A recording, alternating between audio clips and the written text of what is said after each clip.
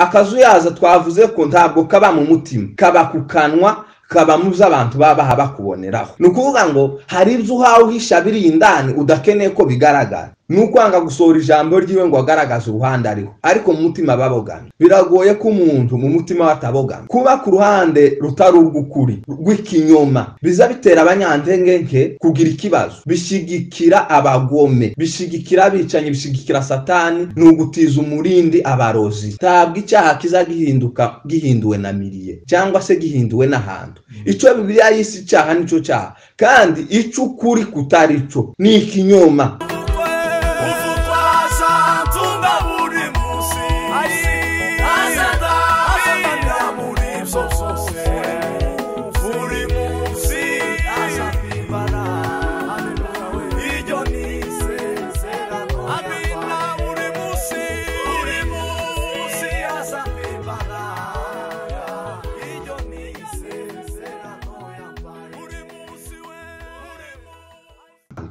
Turaganira ku ijambo rivuga ngo tureke kuba akazuyaza, cyangwa se tube mu ruhande rw'ukuri. Mbese dushigikire ukuri, tube ku ruhande rw'ukuri. Tureke kuba akazuyaza, tureke kuba abantu bo hagati.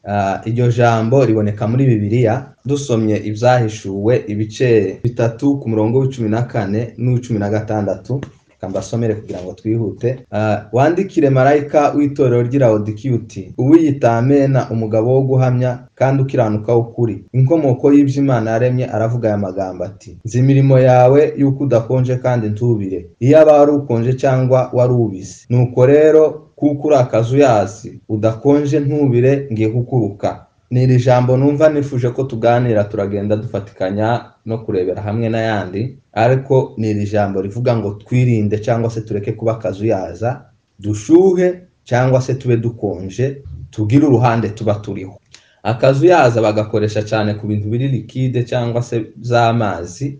Amazi y'akazuyaza kenshi ntaza anabera abantu kuyihwagira, sinzi ukuntu azamera. Amazi y'akazuyaza ntaba konje, ntaba shushe. Iki ni ikigereranyo rero Yohana yahawe kugira ngo abantu iri torero yazabwira rigira uruhande rihagararaho, kandi urwo ruhande nirwo ngira ngo nanje mbibutse rwitwa guhagarara ku ruhande rw'ukuri, cyangwa se kuba mu ruhande rw'ukuri. Ntabwo nifuza kubashishikariza kuba mu ruhande rw'abantu, kuko ushobora gutekereza ngo ngiye kuvuga ngo ube mu ruhande rwa nyanaka. Oya, ahubwo wewe ukundwa ube mu ruhande rw'ukuri, kuko Bibiliya ivuga. Bwana Yesu asifiwe. Dufite izindi nyito tuzatwita ibi bintu, kubera ko kuba akazuyaza ntabwo ari ibintu byikora, ni ibintu biba bishingiye mu byemezo umuntu afata, bishingiye mu myitwarire umuntu agira. Akazuyaza mu buryo bw'umuntu bishingiye ku umuntu agira ibyemezo bidafite principe, cyangwa se bidafite icyo bishingiyeho, ahubwo nibarya abantu tuzatwita ba kigeugeu, cyangwa se ba nyamuja ija nino, cyangwa se umuntu w'indyarya. Ubundi buryo tuzatubyita ngo ni umuntu uri netre. Netre, nimvuga netre ntiwumve kwifata gusa. Netre ni ijambo ry'igifaransa, mu Cyongereza ngire ngo ni neutral, ariko mu Kinyamurenge ni umuntu wifashe cyangwa se uri hagati, mbese udashaka kugira uruhande abogamiraho. Uyu muntu udakeneye kugira uruhande abogamiraho aba afite impamvu, ntabwo aba yabitewe na gusa, aba afite impamvu ziwe ashingiraho kugira ngo ntagire uruhande abogamiraho. Hari n'impamvu nyinshi abantu baza bahitamo kutabogama, kandi kuko kutabogama si uko abatabogamye, nukwanga gusohora ijambo ryiwe ngo agaragaze uruhande ariho, ariko mu mutima babogamye. Biragoye ko umuntu mu mutima watabogamye cyangwa se atagira uruhande ahagazeho. Abafaransa bazavuga ngo neutralité ni ukuba lâche, ni ukuba mu Cyongereza nibo bita ba losers, ni abantu batsinzwe, ni abantu mbese bananiwe badashoboye kuba netre. Abandi noneho kugira ngo bitwaze iyo mpamvu yo kugira ngo bagaragaze ko kuba netre ari ikintu ciza, bazavuga ngo kwifata ni ukugira ubwenge, cyangwa se kutagaragaza uruhande uriho n'ubwenge bwo kwirinda. Ariko Bibiliya turetse amaprincipe y'abantu, iyi dusaba kugira uruhande tubaho. Ubwo ruhande ari rwo mpamvu rwitwa ukuri, kuba ku ruhande rw'ukuri. Icyo koze ku bantu, mu bantu birashoboka ko woceceka cyangwa se ntugaragaze uruhande uriho kubw'impamvu zawe bwite, ariko si uko udafite uruhande. Ariko ndababwira impamvu zikomeye zituma ugomba kugira uruhande ubarizwaho ku mukristo. Hari impamvu zimwe zose ntitwozivuga kubera ko wenda izo mpamvu zo ziri butumuhinduka, wenda ico tumuhinduka ahubwo ni ukukurangira uko wamenya ukuri. Hari impamvu nyinshi zituma abantu batabasha kugaragaza uruhande bahagazemwo cyangwa se bahagazeho. Bamwe bavyita ubwenge, abandi bavyita bashingira ubwoba. Hari ingwara zimwe zitangaje mw'isi n'iyi ngiyi bamwo, abantu baza bakenera gusa ngo baje ku ruhande rwa majority, ahantu hari abantu benshi, ahantu hari ivyemezo bifatwe n'abantu benshi. Kuba abantu benshi bafashe ivyemezo, kuba abantu benshi bafite uruhande babogamiyeho, ntabwo vyabihinduye ukuri, nta nubwo vyabihinduye uruhande rwiza rwo kubamwo. Ikintu kigira ikintu ciza ni uruhande rw'ukuri. Bwana Yesu asifiwe. Abandi navuze ko bashingira ku bwoba, kandi turabizi ko ngo abanyabwoba n'abatizera nta mugabane bagera mu ijuru. Umugabane wabo ngo ni mu mazuku n'umuriro, naho niho umugabane wabo utuye. Abantu batagira uruhande rw'ukuri naho batuye. Abandi baza bashingira ku nyungu bafite mu bintu runaka, cyangwa se kwanga gutakaza iciciro cy'inshuti abamwo. Ubu nyine ni ikintu gitangaje, ni ikintu gitangaje kandi kibabaje kubona umuntu agira uburyarya bwo kugaragaza ikibi, akemera kuba ku ruhande rubogamye yitwaje amajambo ya Pawulo ngo yageze mu banyantegeke nk'abo munyantegeke. None se Pawulo bababwiye ko mu bunyantegeke bwiwe yarabogamiye ku ruhande rw'ikinyoma? Oya, Pawulo integeke yaza avuga ntabwo ari ukuba lash, ntabwo ari ukuba gito, ntabwo ari ububa gito yarashingiyeho bwo kunanirwa kuja ku ruhande rw'ukuri. Oya, biza bitera ingaruka nyinshi. Reka mbaho urugero. Kuba ku ruhande rutari urw'ukuri rw'ikinyoma biza bitera abanyantegeke kugira ikibazo, bishigikira abagome, bishigikira abicanyi, bishigikira satani, n'ugutiza umurindi abarozi. Ni ukuvuga ngo uyu munsi umuntu yahavuga agashigikira ibintu by'uburozi, agashigikira indaya, agashigikira butinganyi, akagenda agashigikira abasinzi n'abasambanyi, ugasanga aba ku ruhande rwabo nibazavugira. Mbese ntabwo uri ku ruhande rw'ukuri. Wowe ikintu wakoze nubwo ibyo bintu utavyemera mu mutima, kurabatiza umurindi. Ubu nyine usanze umuntu yaguye igico c'abambuzi ko baramukubita, ariko ukabona nuja ku ruhande rw'uwo muntu hawurengana, ba bantu bashobora kukugira nabi cyangwa bashobora kukugaya, cyangwa se bitewe n'impamvu zawe wenda tutomenya. Ntabwo ikibazo cy'uko utahakubita uriya muntu, ariko kuratiza umurindi uraho mukubita, kuratiza umurindi abajura, n'ugutiza umurindi umunyantegeke kugira ngo bagume bamugirire nabi. Kuba ku ruhande rw'ikinyoma, kutaba ku ruhande rw'ukuri, vyica umunyantegeke no mu buzima busanzwe, abe no muri politiki. Kutaba ku ruhande rw'ukuri, kuko umunyantegeke buri gihe niwe ukeneye ukuri, niwe ukeneye ko hagaragara ukuri kugira ngo akire, kugira ngo azamurwe, kugira ngo ikibazo cye kizamuke cumvikane. Twebwe noneho tugashigikira ikinyoma, tugashigikira uruhande rubi kugira ngo wenda tutasitara cyangwa tukagirirwa nabi cyangwa tukagawa n'umugome n'umunyambaraga. Muri isi satani n'umunyembaraga niwe ugira majority. Kuba ku ruhande rwiwe n'amakosa, kandi twavuze ko ari akazuyaza. Aka kazuyaza ntabwo kaba kagakora ibibi, ntabwo gahagaze kakica, ntigahagaze kagasambana, ntigahagaze kakagira gute, tigahagararanye na satani mu gukora nabi, ahubwo ko karanga kugaragaza uruhande kariho. Uru ruhande kariho ni uruhande rwo hagati, kita rwo hagati, ariko uruhande tarubaho kumana, ni uruhande rwo kwa satani. Tugira uruhande tubamwo, urwo ruhande n'ugukuri. None se abantu baza bagira amakosa tububarareho, duhagarare mu ruhande rwabo kandi tubibona, kandi ganti turuhagazemo ngo tubakize. Oyaye,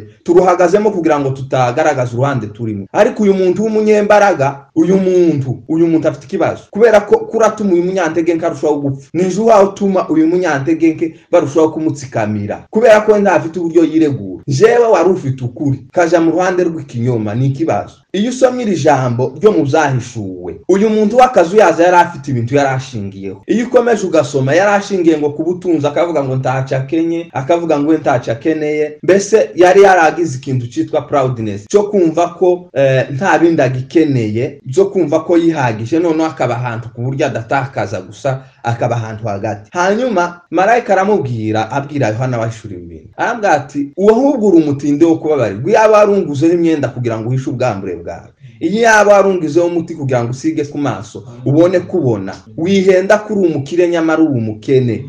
Yesu muri Matayo ibice 5, ageze mu bice 5 ku murongo wa 3, yaravuze ngo hahirwa abakene mu mitima yabo, kuko ubwami bw'Imana ari ubwabo. kuko ubwami bw'Imana ari ubwabo. Abantu benshi bakunze guhagarara mu ruhande kaho iby'Imana cyangwa se gukomeza amahame y'Imana, basa nkaho banyuzwe n'ibyo bamaze kumenya, ahubwo bafite ubundi bumenyi nabwo baha bashaka kumenya, noneho bagahagarara mu ruhande rw'ikinyoma, bagasa nkaho iby'Imana bimaze kubava ku nzoka, barasenze ibi n'iby'abantu bavuye iriya, bagifite imyumvire runaka, ibi byari ukutamenya ukuri. Ntabwo icyaha kiza gihinduwe na miliye cyangwa se gihinduwe n'ahantu. Icyo Bibiliya yise icyaha nicyo cyaha, kandi icyo ukuri kutari cyo ni ikinyoma. Ntabwo kuba turi i Burayi cyangwa muri Europe n'abari muri Amerika n'abadukurikiye n'abazabimenya bari ahandi bazabyumva, ntabwo kuba wohindura ahantu uzohindura icyaha ukuri.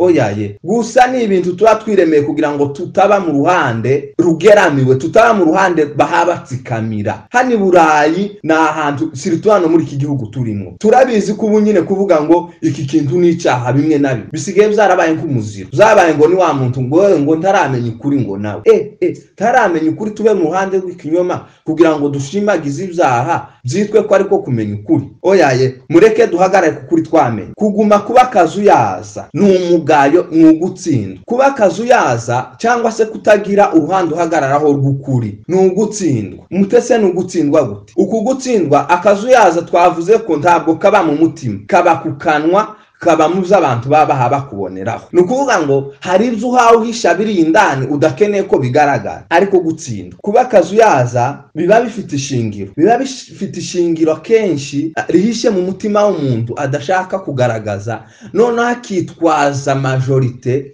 kugira ngo ahishe bya bintu byiwe adakeneye ko bikira. Yesu yaravuze ngo umuntu umuntu ukora ibyiza ngo agenda habona, ngo umuntu uri mu muco ntagenda mu mwijima, azanyura ahantu haboneka. Ni ukuvuga ngo uyu muntu afite ibintu mu mutima ahishe. Yosuwa mu gice cya nyuma amaze kubona Abanyesiraheli bamugoye, amaze kubona ko batakiri ku ruhande rwiwe rw'Imana gukuri Imana yabahamagariye, ni igice cya 24-15 yarabwiye ati nimuze dutore njewe n'urugo rwanje twatora uruhande rw'Imana, twatora uruhande rw'ukuri, ngo uyu munsi mwihitiremwo rw'Imana muri bukorere. Yari yabibonye ko abantu ntabwo bakiri ku ruhande rw'ukuri, bagiye ku rundi ruhande. Kuba akazuyaza ni irresponsabilité cyangwa se ni ugutakaza inshingano. Ubu nyine umugabo ntiyobona wenda murambabara batarashaka, ariko kuba bamaze gushaka tiyobona umuntu ahayo pressa cyangwa se ahatsikamira urugo rwawe, cyangwa se agora umugore wawe tukabana batoteza,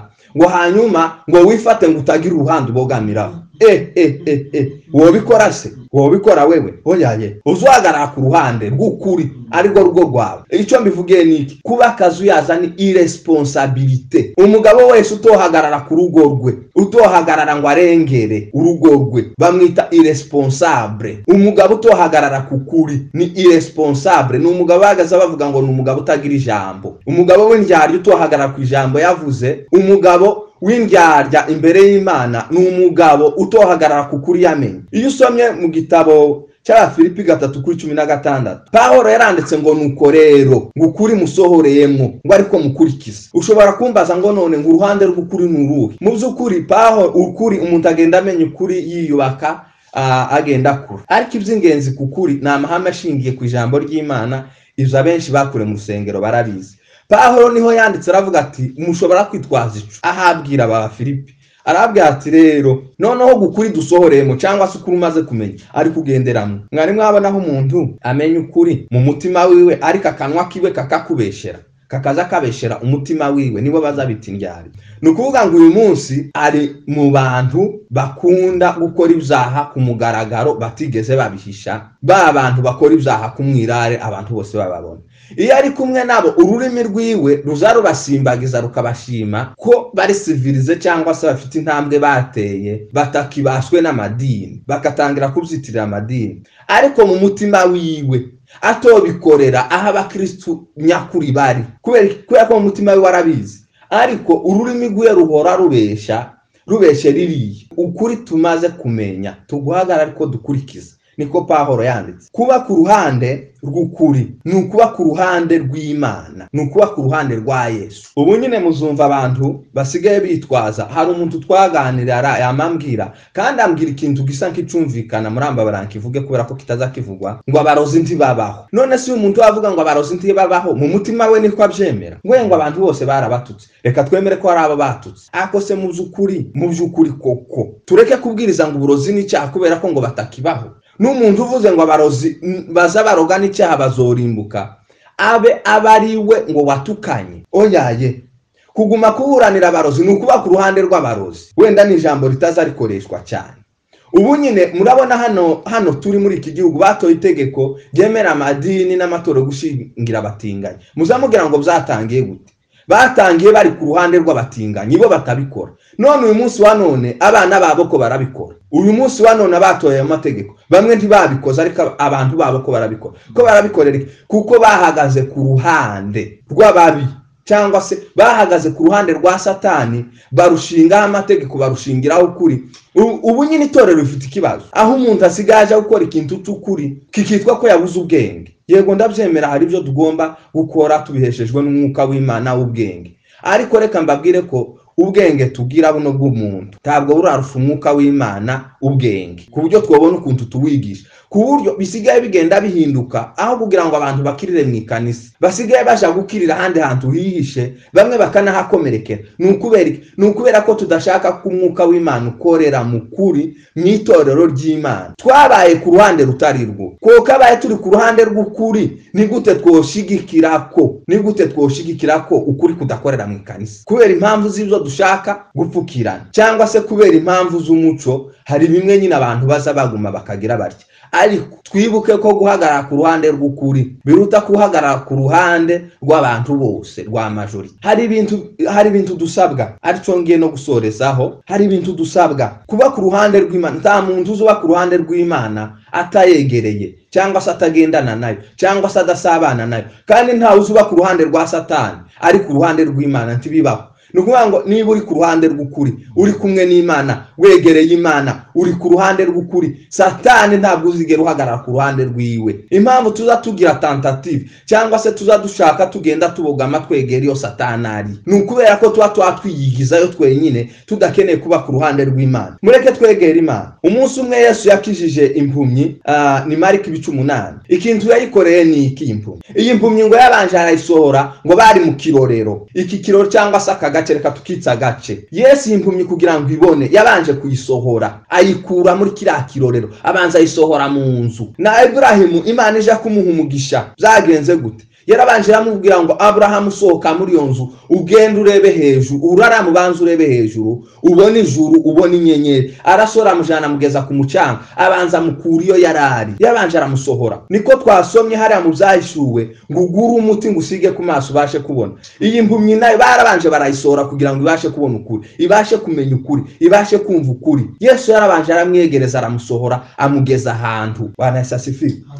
Uyu munsi wa none tube ku ruhande rw'ukuri. Ntabwo mbashishikariza kuba ku ruhande ngo rwa Pasiteri Nyanaka. Oyaye, nawe ni umuntu. Pasiteri nimba ari ku ruhande rw'ukuri, tube ku ruhande rwe. Pasiteri nimba ari ku ruhande rw'ikinyoma, wiba ku ruhande rw'ikinyoma. Jewe ruhababwira nimba ndi ku ruhande rw'ikinyoma, mwiba ku ruhande rw'ikinyoma. Uretse ko nkindagereranya kugira ngo mubyumve, ntabwo nshaka kugira ngo tugire impande tubogamaho ngo z'abantu. Oya, impamvu dukwiriye guhagararaho ni y'ukuri. Bibiliya yuzuye ukuri. Bibiliya njizi tubeshya, Bibiliya njizi duhenda ubwenge. Ariko jewe no guhenda no guhenderanya, ukaba ku ruhande rwanje. Oyaye, ube ku ruhande rw'ukuri.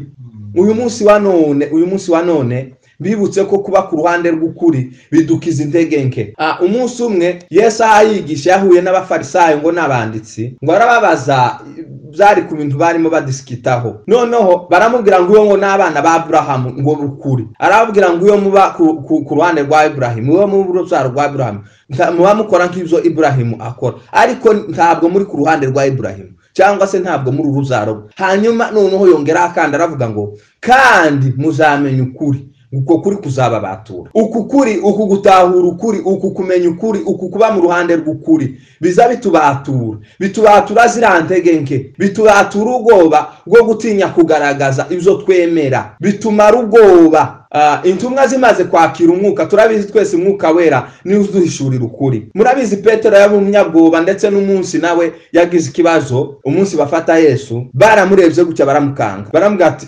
Petero wewe turi kumwe nawe. Yama ava ku ruhande rwa Yesu ako kanya ahita avuga toya ntabwo muzi mwabaye mwanyihenzeho. Mu kanya haza undi ati kandi ndabona n'ingendo yawe ihaye kubonekaho ko uri ku ruhande rw'uriya mugabo. Aravuga toya mada ntabwo ari nshi, toya tuwo muntu ntabwo tuziranye. Petero amaze kwakira umwuka wera ubugingo, umwuka w'Imana utanga ubugingo, Petero ashira ubwoba, bakazamukubita aravuga ariko aravuga ngo none ngo bimaze iki kuba ku ruhande rwanyu?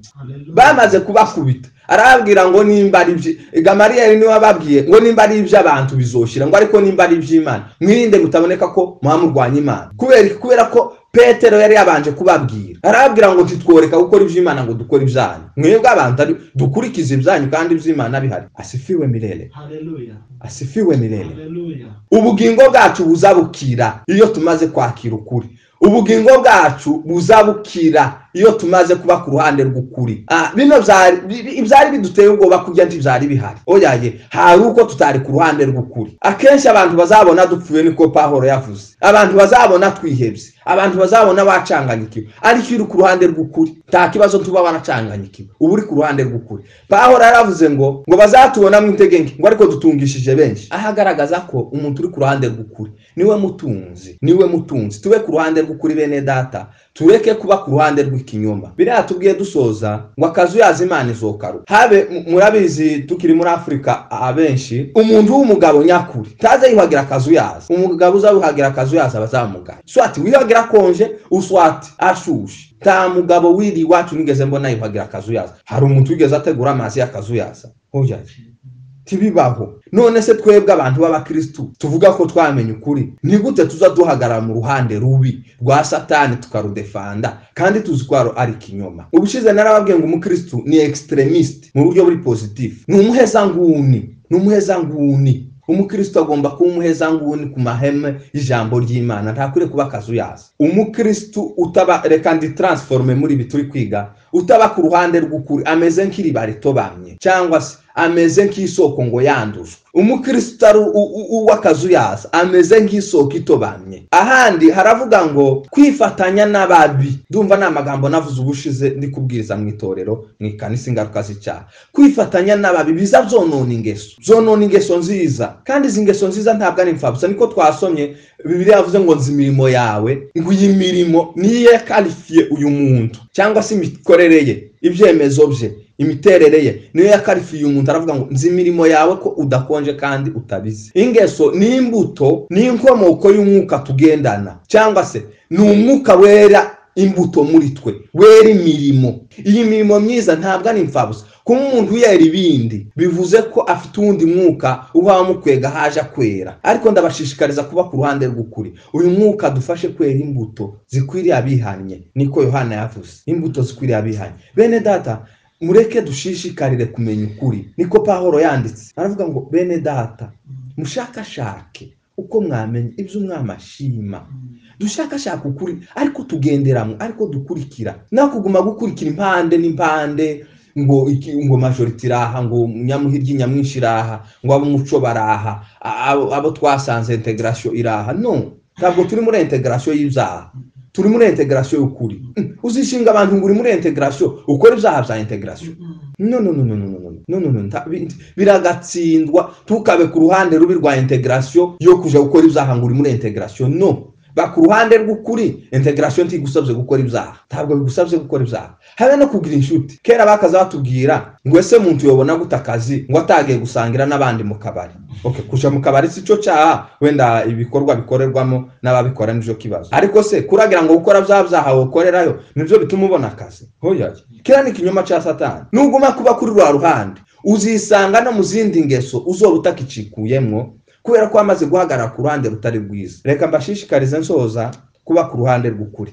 Bibiliya yuzuye amagambo y'ukuri. Bibiliya iratuyobora mu mwuka w'ubugingo. Bibiliya iratwigisha ikaduca ku ngeso, ikatujana mu bugingo, ikatwigisha, ikatwereka uruhande rwiza umuntu ashobora guhagararaho. Guhagarara ku kuri ntabwo bizagutera ubukene. kandi aho kugira ngo ukiriye mu kinyoma wokira ukiriye mu kuri, cyangwa se ugakena ukaba ku ruhande rw'Imana ya Isiraheli. Uretse ko kuba ku ruhande rw'Imana bitera umugisha, niko birivuga, bikuzanira umugisha, ntabwo bizakuzanira ibibi. Satani ihora ibesha abantu mu matwi, igahora ikubwira ngo nuja ku ruhande rw'ukuri bizagutera ingaruka, bizagutera ingaruka yego, ariko uzihanganira. Izo ni ingaruka nyine za Satani ko mwanzi, ariko bizagutera izindi ngaruka nziza zituruka ku Mana. None se Imana niyo igaritse kuri Satani se? Imana si igaritse kuri Satani. Imana siyo izoguhemukira kuruta Satani. Imana niyo izoguha umugisha. Bwana Yesu asifiwe. Bwana Yesu asifiwe. Ukuri tuguharanire, ukuri tugutsindire, tuguhagarareho. Bibiliya izatuyobora mu kuri no mu mwuka. Abatuyoboye turashimira abapasiteri bacu bagihagaze mu kuri, abavuga butumwa, abana bacu, abakobwa bacu n'abahungu bakuru bacu bari ku ruhande rw'ukuri. Dukomeze uko kuri tugute, dukomeze icyo kibitsanye kwahawe tugite. Abantu bose duhagarare ku kuri kw'ijambo ry'Imana, tube ku ruhande rw'ukuri.